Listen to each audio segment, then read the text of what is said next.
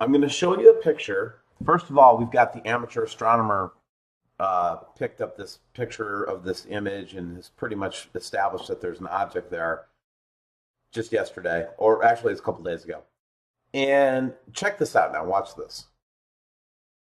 Now, especially watch this object up here. The lens flare, as we know, is the sun because we saw the eclipse. Remember when we saw it in the eclipse, we could actually see it in the lens flare? Watch this. They're trying to see if they can shake that little spot up to the left, and then as soon as he gets the flare on it, watch what happens. Goes back this way, and then boom, the whole thing lights up. Okay? Now, see that? That's the lens flare. That's something else. Okay? Now, let me see if I can explain this, or this is at least what I'm noodling around. I'm not saying that it's going to explain anything. I'm just saying that I'm noodling it around, I guess is a better way to put it. But anyway, check it. This is a white paper. A white paper is a scientific paper. It is used to talk about, different, intellectual pursuits. And then when when the scientists have their theory and their formulas worked out, they actually put together a white paper to talk about what they found or what they're studying. And that's what this is here. It's a white paper. So anyway, the name of the white paper, guys, is Cloaking Device for Transiting Planets by the Department of Astronomy at Columbia University. And this was basically a method for, what it really came under the context of is, can we hide our planet from the outside? In other words, if we wanted to hide our planet from outside observation, could we do it? Could we cloak a planet? Consider an advanced civilization residing on a planet which would presumably have similar insulation to that of the Earth. Let us imagine that the inhabitants have discovered all the nearby habitable planets in their ecliptic plane. Since the inhabitants presumably know the orbit of their own planet precisely, the position of the star hosting habitable planets, they're easily able to evaluate which habitable worlds would be. And then because of our experience in highly successful transit, they thought it would be a good idea to hide the planet. In a nutshell, I'll link a copy of this to you so you can actually go check it out. You can download it off my Google. But anyway, to make a long story short, by using a laser emission and then basically, using this laser light, the sunlight, and all different types of the effects of the Earth, this paper does go ahead and talk about the idea of actually cloaking a planet. You with me? White paper, Columbia University, not bullshit. Absolutely a cloaking device for transiting planets. Kipling, guy that designs the Kipling telescope, all that, okay, those guys. Go read this, okay? I'm not going to sit here and bore you with it. But the reason I thought of this paper, this white paper that I've been trying to work my freaking limited brain power through, is this picture today. When I see this, it tells me that they're actually pointing some type of a laser light, or they're using this type of technology for cloaking planets to hide what we know is there from an amateur astronomer image from just a couple days ago. So now I'm starting to corroborate this together and actually say, oh my gosh, did this subscriber just accidentally reveal their cloaking technology for the planet? Is that what happened right there? Couldn't tell you. But it is interesting, is it not? Next thing. This is just a picture looking east while the sun's setting in the west. I'm going to darken this image up again so you can see what I'm seeing here, because it's harder to see where you're at than it is from where I'm at. So let's just do this. Let's contrast it up a little bit. Let's play a little bit. See that? See that we're getting that more and more of this red orb showing up on the horizon all the time, guys. And I honestly, and then light coming from the east. It happened last year. It happened this year. Nothing bad happened last year. I don't know what it means. And then this one was actually a naked eye view of something in what is right now close to that whole Virgo constellation. And of course, everybody's nervous about it, so they're wanting to take pictures of stuff. But when you see it with the naked eye, it could be a cloud, but at the same time, they felt pretty confident that it was making its own lens flare. And I can't argue with that given the proximity of this lens flare, right? So anyway, this is a picture that all too many Americans are seeing right now is empty stores. And before I let you go today, I want to talk to you guys a little bit about a concept that is really important as we face potential disasters all over the world, and especially in the United States recently with hurricanes, earthquakes, etc. Okay? And that concept is cognitive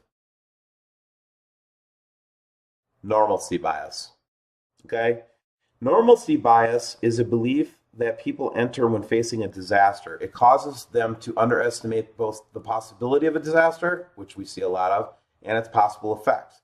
Because it causes people to have a bias to believe things that will always function the way things normally function. This may result in situations where people fail to adequately prepare, and on a larger scale, the failure of governments to include the populace in disaster preparations, right?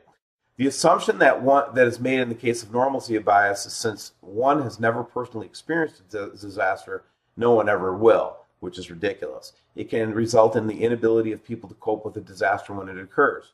People with normalcy bias have difficulties reacting to something they have not experienced before. They also tend to interpret warnings in the most optimistic way possible, seizing on any ambiguities or to infer a less serious situation. Normalcy bias is essentially a desire for the status quo. And I get it, right? I totally get normalcy bias. And about 70%, according to this Wikipedia article, it says 70% of people reportedly display normalcy bias in a disaster, okay? So what I want to do here is I just want to go back to this picture I was showing and just say, you know, when you've got a cart and you're expecting to get stuff at a Walmart store, okay, and that stuff isn't there anymore, okay? Now, this isn't to freak you out or to scare you or to make you, you know, fly out and buy supplies or anything like that. We believe in a take it one piece at a time approach. Don't try to do everything in one day. You know, try to have a preparation. But I'll tell you what, people in Florida are suffering from normalcy bias right now. People in Houston are suffering from it. And guys, that's what WSO is all about. We're here to inoculate you from this so that when you see this stuff start to happen, if it happens, if you're unfortunate, you have a disaster, that you have a preparation plan in place. And that we look up in the skies together and we see what's really there and don't go by what other people tell us. Last thing I'm going to say before I let you guys go on this normalcy bias thing is, listen, do your own research. Don't count on my stuff. I'm just one little voice in the wilderness, you guys. And I hope that I'm helpful in sharing information on my spiritual knowledge and my growth pattern and what I've gone through, and all that's great. But this is a personal research site, and I really do want to keep conducting it as such and just bring you guys along for the ride. I'm really not here to criticize anybody else. I love you all. Take care. Bye.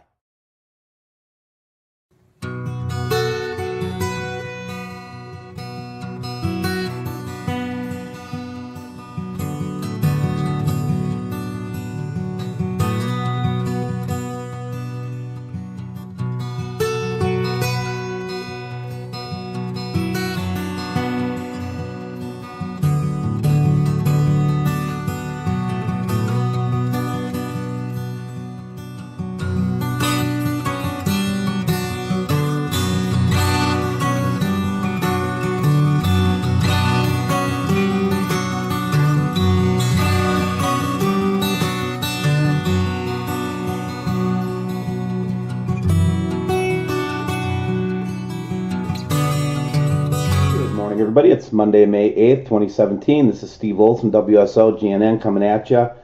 I've got you at a Bloom Sky camera in Hawaii, and what I wanted to do first is just corroborate that little thing with the hole that we saw in the ISS with some ground shots. So let me just kind of take you through this one real quick, and I'll show you what I mean.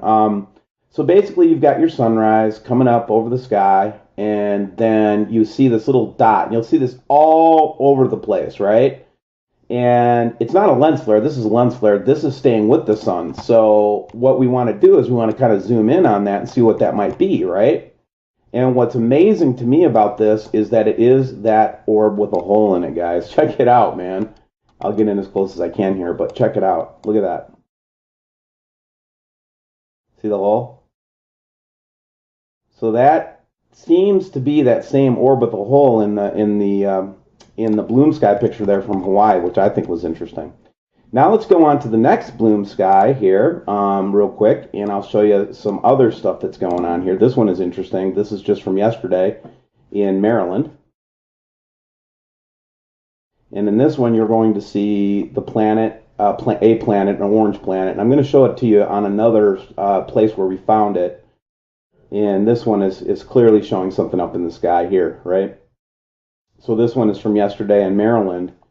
And this one is from, I don't know where this is actually. Somebody tell me. It's someplace.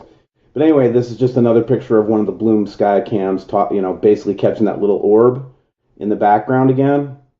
And then something else traveling with the sun there. And then here's another Bloom sky that I thought was interesting. This is Utah. Again, here's that red object again.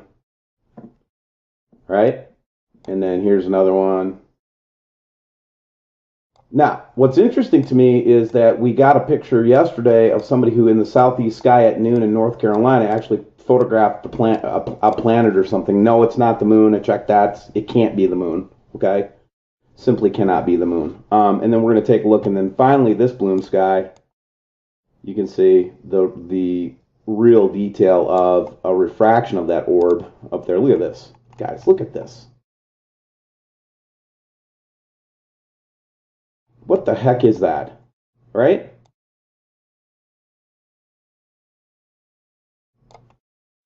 Interesting stuff. Interesting stuff. Now, what I want to do here is I want to take you to a recent composite that I did for stereo. And what you'll see is this unidentified system here, large orb here, and what I do is I reversed it out a little bit so we could see some things. And just to show you, it goes across, right? And then it gets distorted.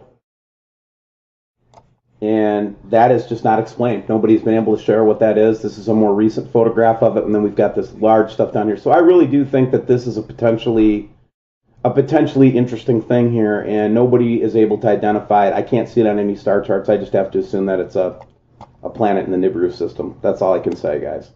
And then here's that green orb being seen yesterday. This is in Moonglow, where you can actually see this thing starting to show up in the sky. So that corroborates pretty well, in my opinion. Don't you guys think? And then let's keep going here. Then we've got this red thing showing up in Brazil again. It doesn't move, and that's what bothers me about it. If it was in space, wouldn't it move? Right? And then here's Moonglow from today, and I just got to show you this. There's that object right here. Check it out. See it? Greenish, orangish. So I'm pretty settled that it's up there. I'm pretty settled that we've got a greenish orb up there that we've taken both from this was seen with the naked eye, and then also on the All Skycam network. So all very interesting stuff, guys. Just wanted to lay this out to you that I think that green planet's going to be really visible from Moonglow now. And let's just keep an eye on it together.